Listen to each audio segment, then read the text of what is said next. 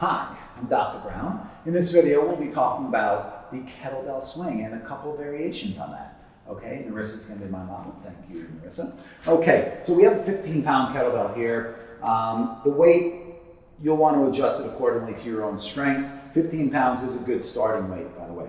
So with this swing, you want to have your feet nicely and firmly planted into the ground, further than or wider than shoulder width, okay? So you want them wider than shoulder width, toes slightly toeing out, okay?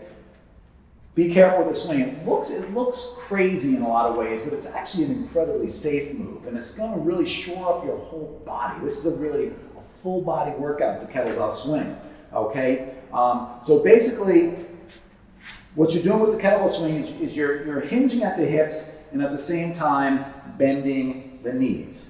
All right, the kettlebell comes between the knees. Now, one of the things is, a big mistake that people make on the swing is that they squat. There is a squat swing, but this is not the squat swing. If you're finding that as you bring the kettlebell down, that it's coming below your knees, that's too low. You want it to be above your knees, or at least the hands being above your knees, hinging at the hips, bending slightly at the knees. As you come up, you want to thrust those hips forward and lock those knees backwards, okay? The kettlebell swing is one of the very few moves where I ever use the word locking your knees, because locking your knees oftentimes, particularly in movements like squats, is not a good idea, but with the kettlebells, it's good. What that does, it's going to engage your quads, okay? It's going to engage your hip extenders, your glutes, okay, and you're getting great work on that shoulder region, okay? This is your standard 2-arm swing.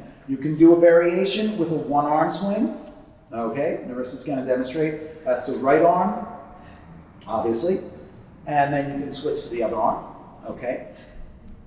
And then there are alternating swings as well, okay? What you're noticing here is at the top of the alternating swing is what we call getting under the kettlebell. So there's a point at the top of the swing where the kettlebell is almost at zero gravity.